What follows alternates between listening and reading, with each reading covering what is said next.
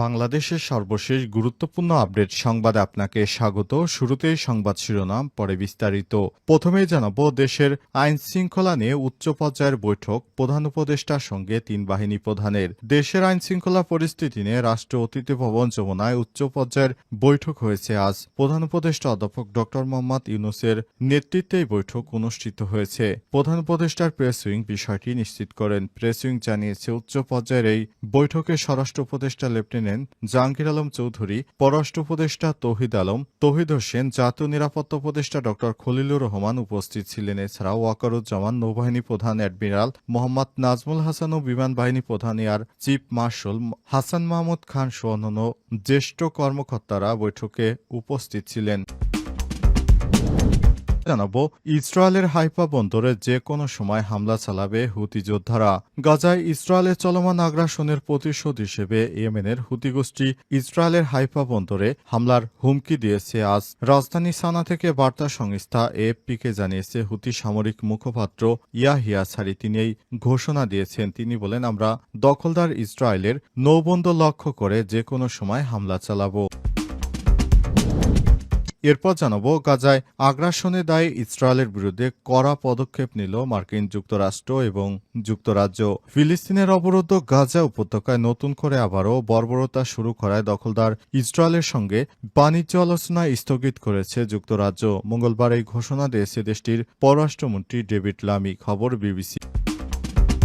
এদিকে গাজায় মৃত্যুর দ্বার প্রান্তে ১৪,০০০ শিশু, সময় মাত্র ৪৮ ঘণ্টা। ফিলিস্তিনের মানবিক ও জরুরি ত্রাণ সমন্বয়কারী টম ফ্লেসার সতর্ক করেছেন, ফিলিস্তিনের অবরুদ্ধ গাজা উপত্যকায় আগামী ৪৮ ঘণ্টার মধ্যে প্রায় ১৪,০০০ শিশু মৃত্যুবরণ করতে পারে, যা মানবিক বিপর্যয়ের একটি ভয়াবহ দৃষ্টান্ত। এবারে জানাবো, ভারত থেকে গোটা পাকিস্তানে হামলা চালানো সম্ভব বললেন ভারতের লেফটেন্যান্ট জেনারেল ইভান। অপারেশন সিন্দুরে এর প্রেক্ষাপটে পুরো পাকিস্তান জুড়ে আঘাত হানার সক্ষমতা ভারতের রয়েছে বলে মন্তব্য করেছে ভারতীয় সেনাবাহিনীর বিমান প্রতিরক্ষা বিভাগের মহাপরিচালক লেফটেন্যান্ট জেনারেল সুমের ইভান ডি কুনহা। আজ বার্তা সংস্থা এএনআইকে দেয়া এক সাক্ষাৎকারে তিনি এসব কথা বলেছেন। প্রিয় দর্শক, এতক্ষণ শুনছিলেন সংবাদ শিরোনাম, এবারে বিস্তারিত। তবে তার আগে বন্ধুরা, অনুরোধ থাকবে এই সংবাদটিতে একটি লাইক দিন। এই চ্যানেলে আপনি নতুন হয়ে থাকলে আমাদের সংবাদটি দেখতে দেখতে চ্যানেলটি সাবস্ক্রাইব করে রাখুন। কমেন্ট করে বন্ধুরা আপনার মূল্যবান মতামত জানিয়ে দিন আপনি বিশ্বের কোন দেশ থেকে বা বাংলাদেশের কোন স্থান থেকে আমাদের সংবাদটি দেখছেন এবং শুনছেন। আর বন্ধুরা, গাজা যুদ্ধে আপনি যদি নিরীহ ফিলিস্তিনিদের ভালোবেসে থাকেন, কমেন্টে ইয়েস লিখে বিশ্ববাসীকে জানিয়ে দিন। সংবাদটি আপনার সোশ্যাল মিডিয়া ফেসবুকে বন্ধুদের মাঝে শেয়ার করে দিন, যাতে করে তারাও আমাদের এই লেটেস্ট আপডেট সংবাদগুলো জানতে পারে। ইসরায়েলের হাইফা বন্দরে যে কোনো সময় হামলা।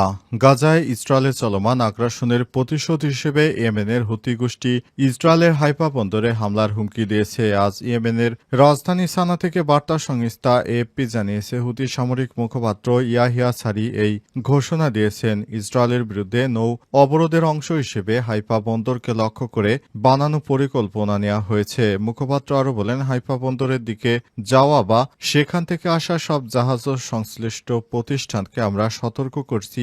আমাদের প্রতিরোধ অভিযান এখন থেকে হাইফা সহ অন্যান্য গুরুত্বপূর্ণ অঞ্চলে বিস্তৃত হবে। তিনি আরো বলেছেন, গাজায় ইসরায়েলি বাহিনীর বর্বর আগ্রাসনের জবাবে এই পদক্ষেপ নেওয়া হচ্ছে। যখন ইসরায়েল তার আগ্রাসন বন্ধ করবে এবং গাজার উপর অবরোধ তুলে নেবে, তখন আমাদের প্রতিরোধও থেমে যাবে। এদিকে আজ সকালে ইসরায়েলের প্রধানমন্ত্রী বেঞ্জামিন নেতানিয়াহু বলেছেন, তার দেশ গাজার পূর্ণ নিয়ন্ত্রণ নেবে। একই দিনে ইসরায়েলের নতুন হামলায় বহু মানুষের প্রাণহানি হয়েছে বলে জানিয়েছে উদ্ধারকর্মীরা। উল্লেখ্য, গত মাসে কাশ্মীরে পেহেলগামে সন্ত্রাসী হামলায় ২৬ জন বেসামরিক নাগরিক নিহত হওয়ার পর পাকিস্তানে ভারত বিমান হামলা চালায়। এরপর দুই দেশের মধ্যে পাল্টাপাল্টি হামলা চলতে থাকে, যা ১০ মে যুদ্ধবিরতির মাধ্যমে থেমে গেছে। আর এদিকে দুই দেশের মধ্যে এখনও যুদ্ধ চলছে।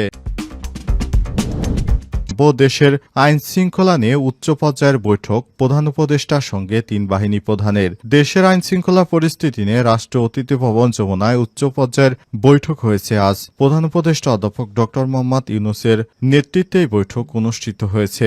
প্রধান উপদেষ্টার প্রেস উইং বিষয়টি নিশ্চিত করেন। প্রেস উইং জানিয়েছে উচ্চ পর্যায়ের এই বৈঠকে স্বরাষ্ট্র উপদেষ্টা লেফটেন্যান্ট জাহাঙ্গীর আলম চৌধুরী, পররাষ্ট্র উপদেষ্টা তৌহিদ হোসেন, জাতীয় নিরাপত্তা উপদেষ্টা ড খলিলুর রহমান উপস্থিত ছিলেন। এছাড়াও ওয়াকারুজ্জামান, নৌবাহিনী প্রধান অ্যাডমিরাল মোহাম্মদ নাজমুল হাসান ও বিমান বাহিনী প্রধান air chief marshal Hasan Mahmud Khan সহ অন্যান্য জ্যেষ্ঠ কর্মকর্তারা বৈঠকে উপস্থিত ছিলেন। বৈঠকে দেশের আইন শৃঙ্খলা পরিস্থিতি নিয়ে উচ্চ পর্যায়ের আলোচনা হয়। জ্যেষ্ঠ নিরাপত্তা কর্মকর্তারা পরিস্থিতি নিয়ে প্রতিবেদন উপস্থাপন করেছেন। প্রধান উপদেষ্টা অধ্যাপক ড মোহাম্মদ ইউনূস রাজধানী সহ দেশের অন্যান্য জায়গায় আইন শৃঙ্খলা পরিস্থিতি স্থিতিশীল রাখার প্রয়োজনীয়তার উপর গুরুত্ব আরোপ করেন। বড় বড় বিভিন্ন ঘটনা সামাল দেওয়ার ক্ষেত্রে নিরাপত্তা বাহিনীগুলোর নেওয়া প্রচেষ্টার প্রশংসা করেছেন অধ্যাপক ড মোহাম্মদ ইউনূস। এ সময় তিনি আরও বলেছেন, আমাদের দেশকে স্থিতিশীল রাখতে হলে আইন শৃঙ্খলা রক্ষাকারী বাহিনী যেভাবে গুরুত্বপূর্ণ ভূমিকা রেখেছে এখনও সেইভাবে গুরুত্বপূর্ণ ভূমিকা রাখতে হবে। দেশকে অস্থিতিশীল হতে দেয়া যাবে না। যারা দুষ্ট চক্র আছে তাদেরকে গ্রেপ্তার করে আইনের আওতায় নিয়ে আসতে হবে। যারা দেশে নাশকতা সৃষ্টি করতে চায় তাদেরকে দমন করতে আইন শৃঙ্খলা রক্ষাকারী বাহিনীকে নির্দেশ দিয়েছেন তিনি। গাজা আগ্রাসনের দায়ে ইসরায়েলের বিরুদ্ধে কড়া পদক্ষেপ নিল যুক্তরাজ্য। ফিলিস্তিনে অবরুদ্ধ গাজা উপত্যকায় নতুন করে আবারও বর্বরতা শুরু করায় দখলদার ইসরায়েলের সঙ্গে বাণিজ্য আলোচনা স্থগিত করেছে যুক্তরাজ্য। আজ এই ঘোষণা দিয়েছে দেশটির পররাষ্ট্রমন্ত্রী ডেভিড লামি। খবর বিবিসির। দখলদার ইসরায়েলের সঙ্গে যুক্তরাজ্যের মুক্ত বাণিজ্যের আলোচনা চলছিল। ব্রিটিশ পররাষ্ট্রমন্ত্রী দেশটির পার্লামেন্টে বলেছে, আমরা ইসরায়েলি সরকারের সঙ্গে নতুন মুক্ত বাণিজ্য আলোচনা স্থগিত করেছি। 2030 সালে দ্বিপক্ষীয় রোডম্যাপের অনুযায়ী ইসরায়েলের সঙ্গে যে সহযোগিতার বিষয়টি রয়েছে সেটি আমরা পর্যালোচনা করব। নেতানিয়াহু সরকারের কর্মকাণ্ড এই পর্যালোচনা প্রয়োজনীয়তা অপ্রয়োজনীয় করে তুলেছে। তিনি পার্লামেন্টে আরও বলেছেন, ইসরায়েল গাজা উপত্যকায় নিয়ন্ত্রণ নেওয়ার পরিকল্পনা করছে। অপরদিকে নেতানিয়াহু বলছেন, গাজার মানুষ যেন শুধু খেতে পারে, শুধুমাত্র এইটুকু খাবারই তারা সেখানে পৌঁছাতে দেবে। গতকাল গাজায় 10টিরও কম ট্রাক ত্রাণ প্রবেশ করেছে। গাজার পরিস্থিতি অসহনীয় এবং জঘন্য। এছাড়াও যুক্তরাজ্য নিযুক্ত দখলদার ইসরায়েলের দ্রুত টিসপি হোটেল ভিকে তলব করার ঘোষণা দিয়েছে ব্রিটিশ প্রধানমন্ত্রী কিয়ার স্টারমার। তিনি বলেছেন, তাদের মধ্যপ্রাচ্য বিষয়ক মন্ত্রী হামিস ফেলকোনার ইসরায়েলি দূতকে বলেছেন, গাজায় 11 সপ্তাহে যে অবরোধ আরোপ করা আছে এটি নিষ্ঠুর এবং সমর্থনযোগ্য নয়। এছাড়াও পশ্চিম তীরে কয়েকজন অবৈধ বসতি স্থাপনকারী ও দলের উপর নিষেধাজ্ঞা আরোপ করেছে যুক্তরাজ্য। এর মধ্যে অন্যতম হল কুখ্যাত সেটেলার জোহার সাবা। দখলদার ফিলিস্তিনের জমি দখল ও ভয়ভীতি দেখাচ্ছে বলে জানিয়েছে ব্রিটিশ সরকার। গত নভেম্বরে তার উপর নিষেধাজ্ঞা দিয়েছিল যুক্তরাষ্ট্র। এই দখলদারের পাশাপাশি ড্যানিয়েল উইস নামে আরেক দখলদারের উপর নিষেধাজ্ঞা দিল যুক্তরাজ্য, যিনি